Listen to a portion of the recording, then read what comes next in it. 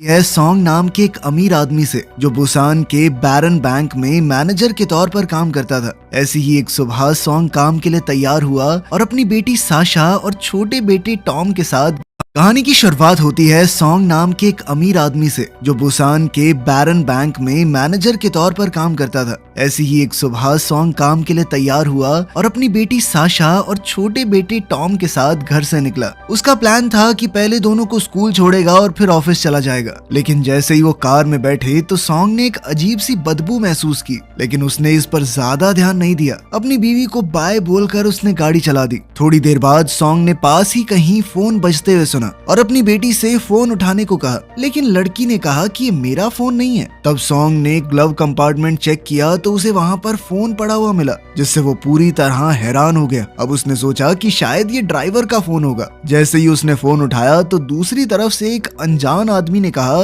कि मेरे पास तुम्हारी गाड़ी के बारे में खुफिया जानकारी है। लेकिन सॉन्ग को लगा कि ये कोई स्कैमर होगा, इसीलिए उसने तुरंत फोन काट दिया। पर फिर सॉन्ग की नजर उस फोन के वॉलपेपर पर पड़ी, जिसमें उसी के परिवार की फोटो लगी हुई थी। ये देखकर वो काफी चौंक गया। उसने साशा से इस फोटो के बारे में पूछा तो साशा कहने लगी कि ये तो हमने पिछले साल खींची थी, आप बहुत बिजी थे तो आ नहीं पाए थे। उसने ये भी बताया कि मम्मी ने अपनी फेसबुक प्रोफाइल पे फोटो डाल रखी है। तब सॉन्ग और ज्यादा कंफ्यूज हो गया कि आखिर ये फोन है किसका। फिर अचानक से फोन दोबारा बजा और इस बार कॉलर ने खुलासा किया कि उसे सॉन्ग और उसकी बैंक पोजीशन के बारे में सब कुछ पता है। इसके बाद उसने एक चौंका देने वाली बात बताई। उसने कहा कि मैंने तुम्हारी सीट्स के नीचे एक प्रेशर सेंसिटिव बम लगा दिया है और अगर कोई भी गाड़ी से बाहर निकला तो गाड़ी तुरंत ब्लास्ट हो जाएगी। लेकिन सॉन्ग को लगा कि ये घटिया मजाक है और उसने फोन काट दिया।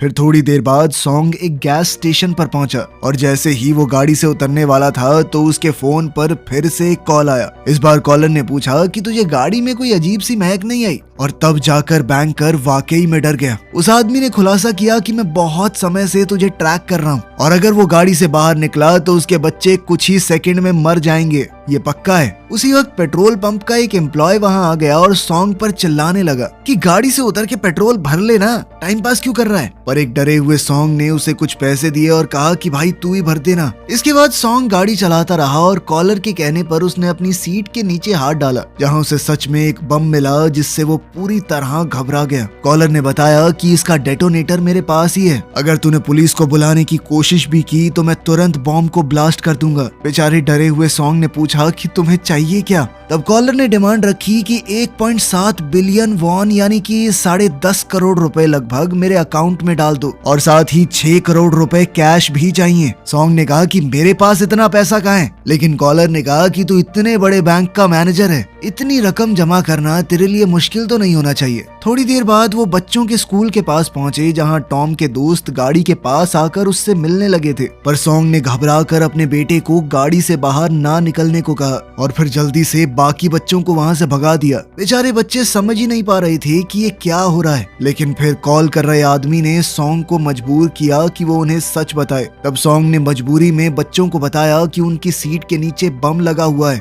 और ये सुनते ही दोनों बच्चे पूरी तरह घबरा गए। इतनी ही देर में सॉन्ग को अपने कलीग का कॉल आया जो बहुत ज्यादा घबराया हुआ था। पता चला कि उसे भी इसी अजनबी का फोन आया था और उसकी गाड़ी में भी बम लगा हुआ है। सॉन्ग ने उससे उसकी लोकेशन पूछी और थोड़ी ही देर में वहां पहुंचकर उससे मिला। वहां उसने देखा कि उसके कलीग की बीवी भी कार में बैठी हुई थी, लेकिन वो बाहर निकलना चाह रही थी क्योंकि आज का दिन उसके लिए बहुत जरूरी था। उसे बम वाली बात पर यकीन नहीं हो रहा था, इसीलिए सॉन्ग ने उसे शांति से समझाया और थोड़ी देर गाड़ी में ही बैठे रहने को कहा, जिसे वो मजबूरी में मान गई। इसी बीच एक आदमी वहां पर आया और सॉन्ग पर चिल्लाने लगा क्योंकि उसकी वजह से सड़क ब्लॉक हो रही थी। इसीलिए उसने माफी मांगी और गाड़ी हटाकर पार्क करने के लिए आगे बढ़ गया। लेकिन वहीं दूसरी ओर उसके कलीग की बीवी इंतजार करते करते थक चुकी थी और वो मना करने के बावजूद गाड़ी से बाहर निकल गई। अगले ही पल गाड़ी जोरदार धमाके के साथ ब्लास्ट हो गई, जिसमें सॉन्ग का कलीग और उसकी बीवी दोनों वहीं पर मर गए। एक तो ये लड़कियां प्यार से बात क्यों नहीं मान सकती। ये देखकर वहां मौजूद सब लोग और सॉन्ग का पूरा परिवार पूरी तरह हिल गया, क्योंकि इससे ये पक्का हो गया था कि धमकी बिल्कुल सच्ची है।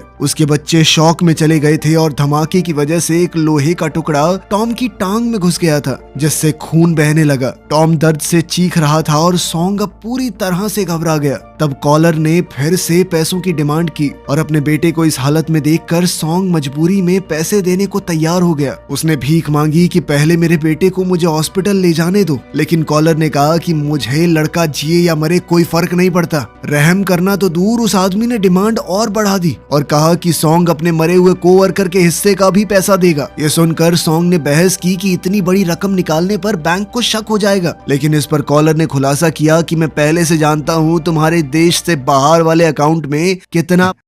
फिर हार कर सॉन्ग ने अपने एक जूनियर को कॉल किया और उसे बताया कि मुझे एक नई इन्वेस्टमेंट अपॉर्चुनिटी मिली है। सॉन्ग ने उससे कहा कि वो तुरंत उनके वीआईपी क्लाइंट्स को कन्विंस करे ताकि वो अपना पैसा इन्वेस्ट करने के लिए मान जाए। उसका जूनियर मान गया और कुछ क्लाइंट से बात भी की, लेकिन फिर भी जो पैसा जमा हुआ वो कॉलर की डिमांड जितना नहीं था। इससे परेशान होकर सॉन्ग ने अपने जूनियर से वीआईपी क्लाइंट्स की लिस्ट मांगी ताकि वो खुद उनसे बात कर सके। थोड़ी देर बाद सॉन्ग ने उनके सबसे इम्पोर्टेंट क्लाइंट से बात की और उन्हें समझाने की कोशिश की कि ऐसी इन्वेस्टमेंट का मौका जिंदगी में एक बार ही आता है। उस औरत को इस बात में काफी दिलचस्पी हो गई और उसने बताया कि उन्होंने अभी अभी अपनी एक जमीन भी बेची है, लेकिन इतना बड़ा फैसला लेने से पहले मुझे अपने पति से बात करनी पड़ेगी। लेकिन सॉन्ग ने जिद करनी शुरू कर दी कि मैम टाइम नहीं है, जल्दी से करना पड़ेगा हमें। लेकिन इस बात से औरत को शक हो गया और उसने तुरंत कोई भी फैसला लेने से मना कर दिया। अगले ही पल कॉलर ने कहा कि पहले कैश से शुरुआत करते हैं और उसने सॉन्ग से अपनी बीवी को कॉल करके पैसे भेजने को कहा।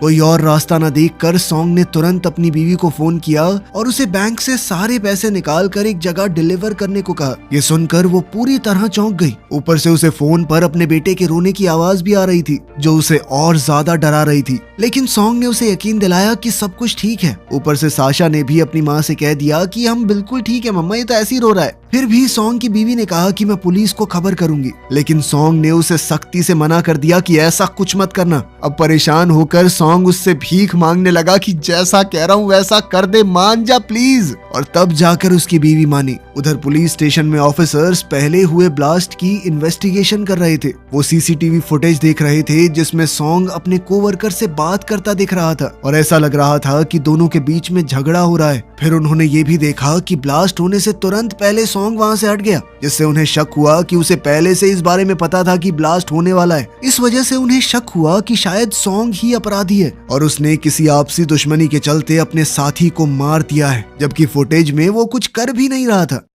खैर दूसरी ओर थोड़ी ही देर बाद सॉन्ग बैंक के सामने पहुंचा, जहां उसने देखा कि उसकी बीवी भी वहां आ चुकी थी, लेकिन वो अपनी एक सहेली को साथ ले आई थी, जिससे सॉन्ग को घबराहट होने लगी। फिर उसकी बीवी पैसे निकालने के लिए बैंक के अंदर चली गई, जबकि उसकी सहेली सॉन्ग से बात करने के लिए कार की खिड़की पर नॉक करने लगी। पर डरे हुए सॉन्ग ने उसे दूर रहने का इशारा किया और वहां से गाड़ी भगा दी। पैसे निकालने के बाद सॉन्ग ने अपनी बीवी से कहा कि कॉलर के कहने पर बैग को एक मेल बॉक्स के सामने रख दे। उसकी बीवी ने ऐसा ही किया, लेकिन थोड़ी देर बाद उसने बताया कि एक लंबा सा आदमी उसकी तरफ आ रहा है और उसे बड़े अजीब तरीके से घूर भी रहा था। ये सुनकर सॉन्ग तुरंत उस तरफ गाड़ी भगा कर ले गया और अपनी बीवी को तुरंत वहां से निकल जाने को कहा। लेकिन जब तक सॉन्ग वहां पहुंचा तब तक पुलिस उस आदमी को उसकी बीवी की मदद से गिरफ्तार कर चुकी थी। ये सुनकर सॉन्ग ने चैन की सांस ली कि शायद अब वो और उसका परिवार सुरक्षित हैं। पर अगले ही पल उसकी सारी उम्मीदें टूट गई, क्योंकि कॉलर अभी भी फोन पर ही था। उसने कहा कि पुलिस को साथ मिलाकर तुमने बहुत बड़ी गलती कर दी है। इसके बाद उस आदमी ने काउंटडाउन शुरू कर दिया और सॉन्ग और उसके बच्चे अपनी मौत के लिए तैयार हो गए। लेकिन अचानक गाड़ी की बजाय वो मेल बॉक्स ब्लास्ट हो गया। पूरा इलाका धुएं और आग से भर गया, लेकिन किस्मत से सॉन्ग की बीवी जिंदा बच गई और वो उससे बात कर पाई।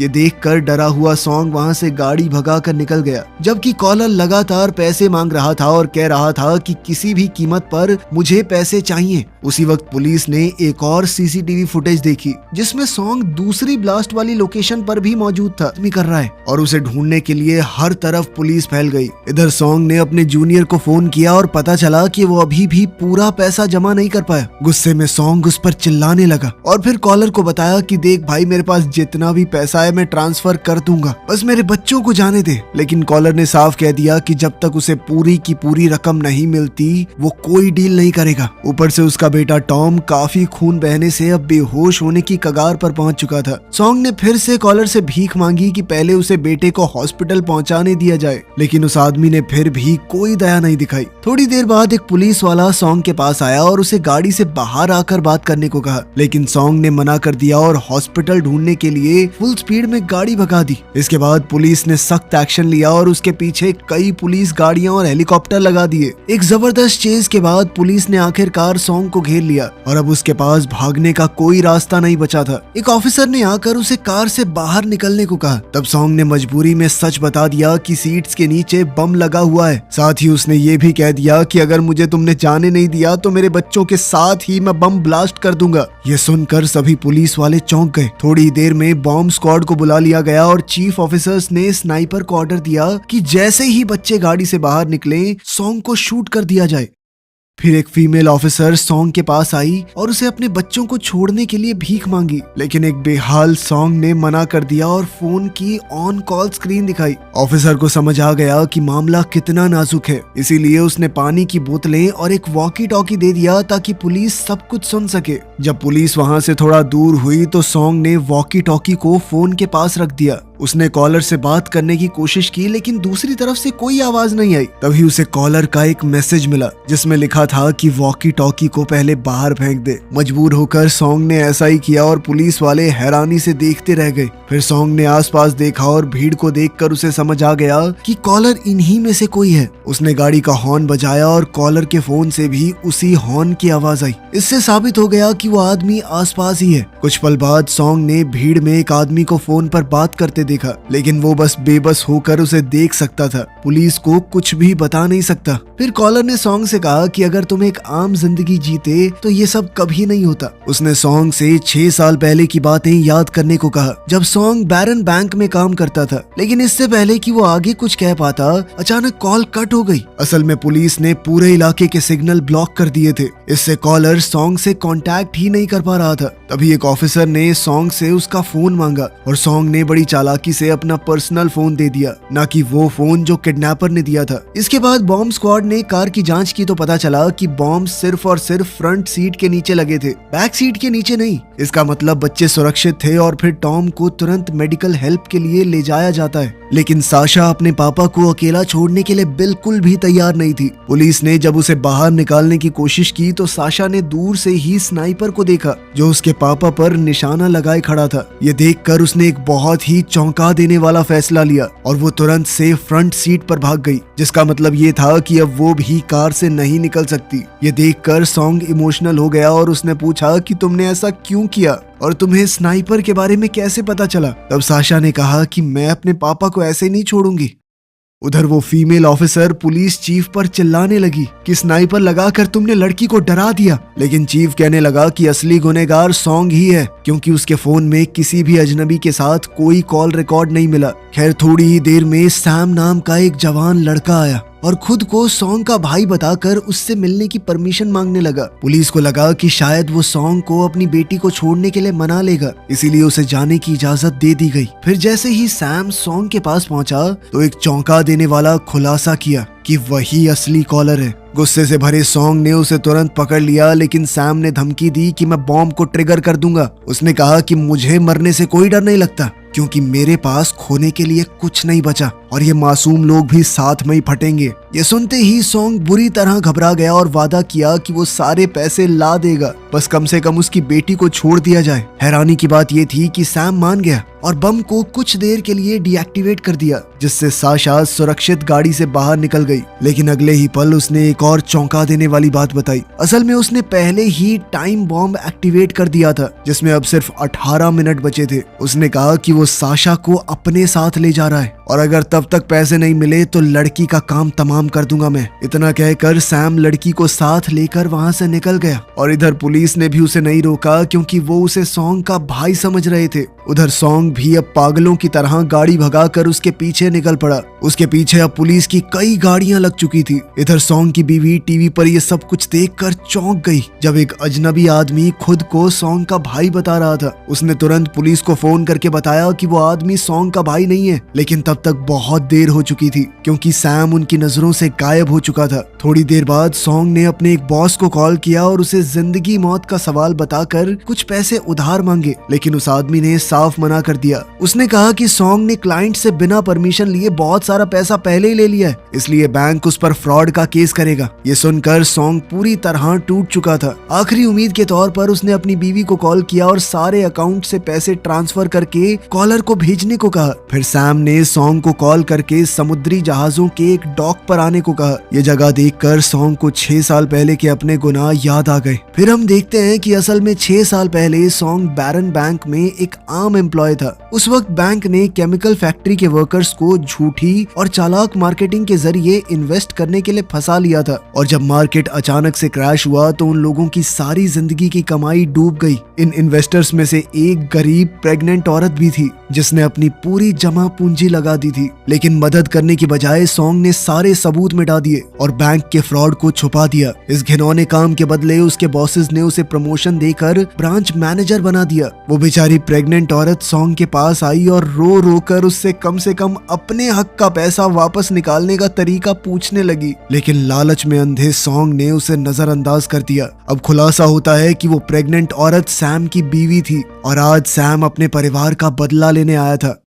अब प्रेजेंट में सैम साशा के साथ गाड़ी चला रहा था, तब उसे कॉल आई कि उसके अकाउंट में 1 बिलियन वॉन जमा हुए हैं। ये किसने की हैं? सैम ने कहा कि ये सब इसलिए हुआ है क्योंकि मैंने फ्रॉड करने वाले बैंक के खिलाफ केस जीत लिया है और अब उसे सारे फैक्ट्री वर्कर्स की जिंदगी एक नए तरीके से शुरू करने का मौका मिल चुका है। थोड़ी ही देर में सॉन्ग भी इसी केमिकल फैक्ट्री के पास वाले डॉक पर आ पहुंचा जहां बैंक के खिलाफ प्रोटेस्ट के बोर्ड लगे हुए थे। यहीं उसने देखा कि उसकी बेटी एक दूसरी गाड़ी में बंधी हुई थी। सॉन्ग ने शर्मिंदा होकर अपनी बेटी से माफी मांगी और कहा कि उसने जिंदगी में लालच के चक्कर में बहुत गलत काम किए थे और अब वो उनकी सजा भुगत रहा है। तभी सैम वहां आया और सॉन्ग के साथ फ्रंट सीट पर बैठ गया। सॉन्ग फिर से अपने पाप के लिए माफी मांगने लगा और वादा किया कि वो सभी विक्टिम्स के लिए लड़ेगा, लेकिन सैम ने मना कर दिया। उसने बताया कि मैंने और मेरी बीवी ने बैंक के खिलाफ केस किया था। उस केस को लड़ने के लिए उन्हें दूसरे बैंक से लोन लेना पड़ा, जिसने उन्हें कर्ज के जाल में ऐसा फंसाया कि आखिरकार उसकी बीवी ये सब झेल नहीं सकी और वो मेरे होने वाले बच्चे के साथ साथ चल बसी। उस एक पल में सैम ने अपना सब कुछ खो दिया था। फिर सैम ने सॉन्ग को गाड़ी पानी में ले जाने को कहा ताकि ब्लास्ट उसकी बेटी से थोड़ा दूर हो। मजबूरी में सॉन्ग गाड़ी को समुद्र में ले गया, लेकिन बम फटने से पहले ही गाड़ी पानी के अंदर डूब चुकी थी। इससे सैम बेहोश हो गया और सॉन्ग ने उसे बचाने की कोशिश की, लेकिन उसे निकाल नहीं पाया। थोड़ी ही देर में बम फट गया, लेकिन सॉन्ग किसी तरह बच निकला और पुलिस ने उसे रेस्क्यू कर लिया। बाद में सॉन्ग ने ऑफिसर्स से सैम के बारे में पूछा तो पता चला कि बदकिस्मती से उसकी मौत हो चुकी थी। इस घटना के बाद सॉन्ग ने अपनी जिंदगी बदलने का फैसला कर लिया। उसने उसी पल सारे निर्दोष वर्कर्स के लिए लड़ने की कसम खाई। जल्द ही उसने पब्लिक के सामने आकर बैंक के सारे फ्रॉड और अपने भी गुनाह कबूल किए। उसने कबूल किया कि मैंने ही असली सबूत मिटा दिए थे, लेकिन अब उसकी गवाही दोषियों को सजा दिलाने के लिए काफी थी। आखिरकार हम देखते हैं कि सॉन्ग गाड़ी चला रहा था और उसके बॉस ने उसे कॉल करके रुकने की भीख मांगी। ये भी कहा कि जॉब वापस दे दूंगा तुझे, हमारे खिलाफ गवाही मत दे। लेकिन सॉन्ग ने बिना सुने फोन काट दिया, जिससे साफ हो गया कि जब तक इंसाफ नहीं मिलेगा तब